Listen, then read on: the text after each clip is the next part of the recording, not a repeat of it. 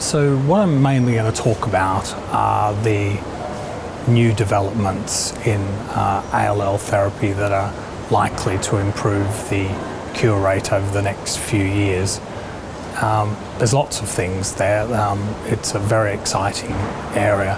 First, I'll focus on three antibodies, Rituximab, Blinatumomab and Inotuzumab.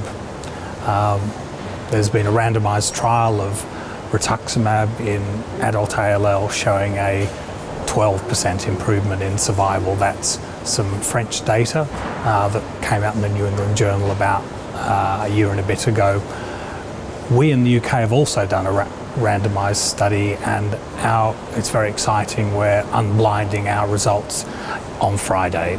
We've used 4 doses of Rituximab, so it's not a given that that will improve survival. The other major developments are with what we have termed targeted therapies, and there have been 2, again, New England Journal papers, both showing that Inotuzumab and Blinatumomab have superior outcomes to standard of care chemotherapy. So they very significantly improve the complete remission rate. Both of them improve survival significantly compared to standard of care, but more particularly they're less toxic. They involve less time of the patients being in hospital, and it's very likely that patients will arrive at a curative transplant with a better performance status.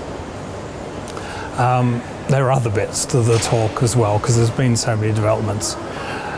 Another thing I do is I'm the medical director of a new transplant trials group called IMPACT, which I'm hoping you've heard of. We actually launched, I've been doing that job for about 12 months, but we actually had our official launch last week in London. For the first year's trials, we've selected 3 trials, but one of the trials is a trial in adults with ALL, and it's going to compare 2 conditioning regimens. In UCAL14, we showed that reduced intensity conditioning is associated with a better outcome for patients over the age of 40, but there was a significant problem of relapse at about 27%. So in this trial, we're going to compare standard fludarabine, melphalan and Campath with a total body irradiation containing regimen. This will be lower dose total body irradiation, and there is quite a bit of evidence to suggest that that will be well tolerated and will reduce the relapse rate. And that will be one of the first IMPACT trials. It's likely to begin in April of 2018, start recruiting then. Finally, I'm going to talk a bit about T-cell ALL. This comprises only 20% of adult ALL, and it's been rather neglected. With all the developments in pre-B ALL, we haven't focused enough on it. I'm going to talk a bit about our ongoing randomized trial of upfront Nelarabine, and a bit about the things we hope to do in the future.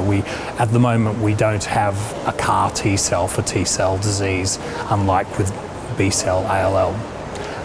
And I'll talk a little bit about the ways that investigators are trying to circumvent that problem. Which brings me to I'm not going to talk about it in detail because, as you can see, there's plenty of other things to talk about. I will talk a bit about CAR T-cells, some of the results, but more particularly the issues we have in bringing that to more people, getting around the problems of toxicity, trying to use it in older patients. It's an incredibly exciting therapy, but really we have to say it's in its infancy.